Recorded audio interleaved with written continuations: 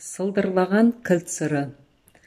Қос балдаққа сүйенген ашаң сары жігіт есіктен кіріп келгенде оған жалт қараған аудандық халық сотының секретары мойнақ мұрнын столға соға жаздап барып жорғалатып жаза жөнелді.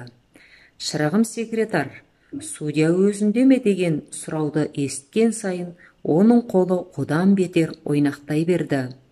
Секретардан жауап болмаған соң, балдақты жігіт сот кабинетіне қарай бет алғанда, анда-санда көз қырымен қарап, алдында тұрған адамның қимылын байқап отырған мойнақ орнынан атып тұрды да, «Сіз рұқсатсыз қайда кимелеп бара жатырсыз, Азамат Оспанов?» деп кабинет есігіне арқасын тосты. Қашан қаралады менің ісім? Арыз бергеніме 1 жылдан асып барады ғой деп мұңайған Оспановты сот секретары қолынан жетектеп кеп, орындыққа отырғызды да кабинетке өзі еніп кетті. Сыбыр-сыбыр сөзбен шиқылдап, булығып шыққан күлкіден соң сот секретары қайта шығып, 2 октябрь күні күндізгі сағат 11-ден кешікпей келіңіз. Көп сандалдыңыз ғой, зорлықшылдан үйіңізді босатып береміз деп күлімдеп қалды. Пәлен күні келіңіз, сот мәжілісінде қарап үйіңізді босаттырамыз деген шығарып салма сөзден мезі болған отан соғысының мүгедегі Оспанов бұл жолы әділет жеңіп болар да ойланған екен ғой деп қуанды. Шынында да бір үйді сатып алғалы Оспановтың көрмеген азабы жоқ. 2 ай өтпей 2 бөлмесін уақытша сұрап алған әкім Саяхов, аудандық тұтынушылар одағының қойма бастығы болғалы өз үйінен өзі еріксіз айырылған Оспанов талай алдауға да түсті, таяқ та жеді, қорасын да бұзды. Әйтеуір Саятовтан бір теңдік ала алмады. Әуре болмасайшы, менің бақытым жүріп тұрғанда бұл ауданда бетіме жан келмейді деп оңашада беделін, күшін Саяхов Оспановқа түсіндіріп те қоятын. Осылай 4 жыл бойына өзімен өзі дауласып жүрген Оспанов қазір соңғы рет сот алдынан шығып барады. Оған сот секретары көзін сүзіп қарап тұр. Осы кезде кабинет есігін жай ғана ашқан халық судьясы қаршыға жан-жағына көз жүгіртті де, жаңағы дәукес кетті ме деп секретарына бұрылды. Желкелегендей шығарды ма өзін, телміріп тұрып алды деп мойнақ көтеріліп қалды. Стахановшы газетіне жаздырды ғой бұл мені. Сот қарамайды дейді өзі. Судья қайтадан кабинетіне қарай бет бұрғанда, тығыршықтай сары жігіт 2 құлағы езуіне жетіп күлімдеп келді. Оның белбеуіне байланған бір топ кілті қуанышына үн қосқандай қозғалған сайын сылдыр-сылдыр етеді. Көп кілттің сырын түсінсін дегендей сары жігіт ары-бері белінен жылжытып қояды. Кел, сені күтіп отыр едім деп судья кабинетіне кіріп кетті де, секретары сары жігіттің беліндегі кілттерге қарап, бар дүниенің кілті сенің қолыңда екен ғой деп таңырқады.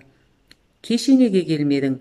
Черный ходтан сығаласаң болмай ма деп бір нәрсені жұмбақтап айтты да, сары жігіт судьяның кабинетіне жылт ете қалды.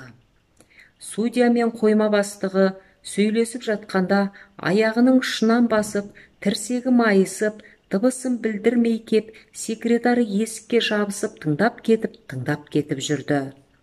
Сонымен сен сот құрамына қарсымын деп арыз жаз. Мен де председательдік етуден бас тартайын деді қаршыға Бүркітов.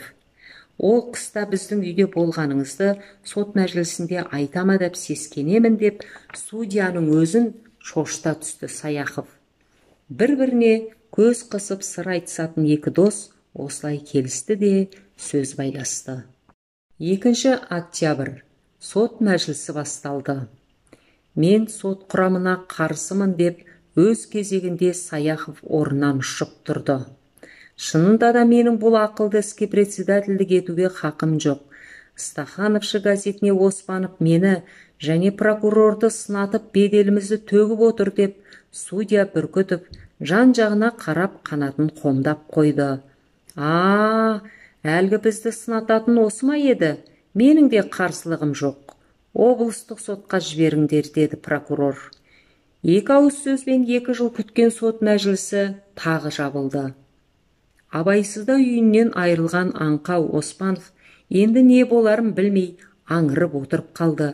Саяхов пен Бүркітов бір-біріне көз құбылысымен ырза болысып отырды. Саяхов орнынан тұра беріп, беліндегі бір топ кілтті сылдыратып, ризамын, риза боласың дегендей белгі берді.